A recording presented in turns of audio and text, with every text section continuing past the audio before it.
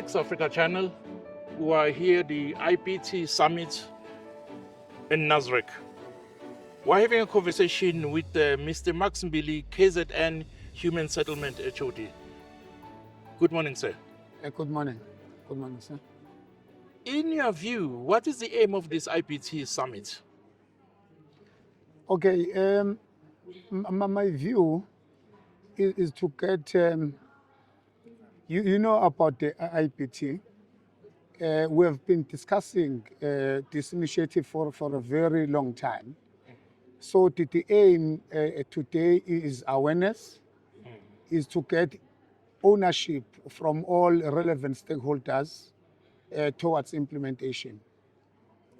But we want to commend our Honorable Minister for her visionary leadership and guidance in these matters. We feel that through her leadership, it will happen this time. What is the role of your KZN Human Settlement? As an HOD, what do you expect to gain from the IBT Summit, and what role can that play in adequate delivery of housing? Okay, already the Minister has directed us to allocate a minimum of 2% in our grant, in our business plan for the next financial year for the implementation of IBT. So as HOD, I have that understanding now. I will ensure that when I do my submission for business plan, that minimum of 2% is embraced in that business plan. I will then go back and start implementation. We have already planned. It is about implementation now. So it will be our role. Our role will be implementation, because at the national level, their responsibility is to come up with policy directives. For us at the provincial level is implementation, because we are a unitary state. Now that she has spoken, ours is to implement. I like that. We are a unitary state. Yes.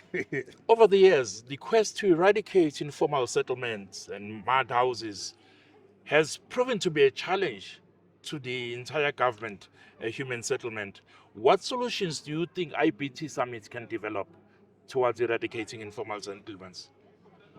Okay, you see, for me, in terms of informal settlements, it is not about IBT only. It's about land availability as well. We may be ready in terms of the implementation of IBT, but if you do not have land where you are going to implement, you will be stuck again. So the issue of human settlement, of informal settlements, as you know, people build their houses along river banks, which then invite a disaster at all times. Now, even if you wanted to relocate those people, if you do not have land available for you then to relocate those people, you are not going to succeed. So for me, we need a two-pronged approach.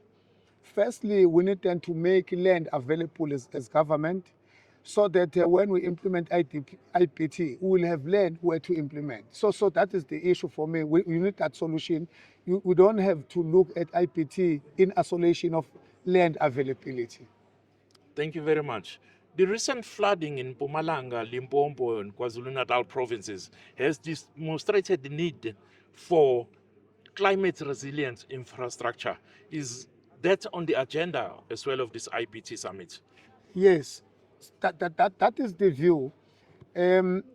When they bring this solution, it must have an element of resilience in terms of disaster and adaptability, because we need to adapt. There is no way that we are going to avoid a global warming or climate change. What then we need to do? We need to adapt. So that is the solution that we wanted to see happening. Want to have IBT structures that will be resilient to disasters. One last point in regards to the IBT itself. Will the summit, or has the summit tackled issues of compliance standards? For example, we're used to the systems of bricks and mortar, which is going out of fashion, which has had lots of bottlenecks. But then when there's a new technology that moves in, it moves into a space where there are already regulations. Do we have systems in place to fast track regulation for IBT so that it is part and parcel of the standard building systems? Yes, I think we are ready in terms of compliance and standards because we have AGRIMA. If you go to Eric Molobi, Yes. you have show houses there. They have followed all standards in terms of paperwork, in terms of policy planning. We are ready. The only issue now is the issue of implementation, but the bigger problem that we have, in fact, there are two issues. One, land availability. The second one is the attitude of our communities, because for them, if you introduce IBT, they will say this is an improved shack. Now we need them to be strong on social facilitation so that people will understand that times change. We need them to move from where we are to another level, because what then they will do in terms of turnaround time, they will be far more better than compared to bricks and mortar. Secondly, they will bring this element of resilience towards a disaster. Maybe what I want to share, our initiative in KwaZulu-Natal, one of its kind that we have implemented, and it will be the first one to be implemented. What we have done as KwaZulu-Natal, we have bought a facility, a Montclair Lodge. We bought it at facility as KwaZulu-Natal. We are renovating that facility. We call it transitional emergency, government transitional emergency accommodation.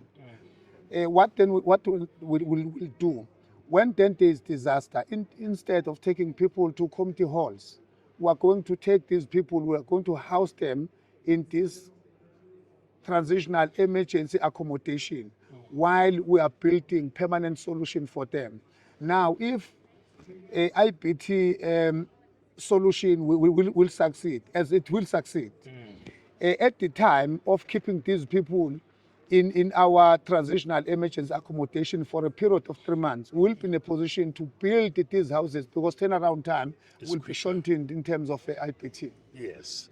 Mr. Max Mbili, KZN Human Settlement HOD.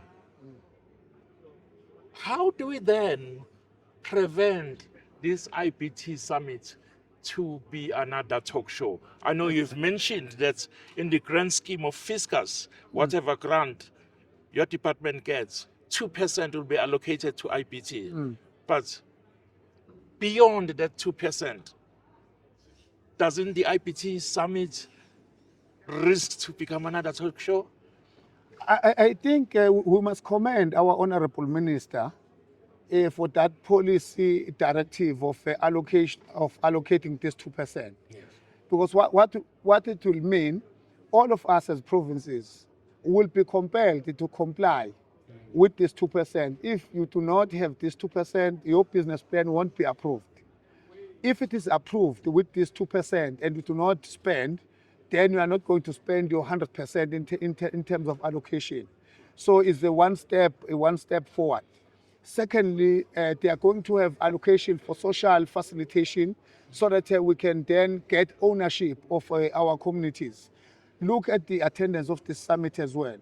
We have NGOs, we have almost all key stakeholders for buy-in purposes. I can tell you now, at the end of the financial year that will be beginning next April 2026, March 2027, we are going to show something to say this is what we have implemented from this summit. This one won't be a talk show; it will be a step ahead. Thank you very much. Give that assurance. Thank you very much for your insights. That was Mr. Max Mbili, KZN Human Settlement HOD. Thank you, Sir. Thank you.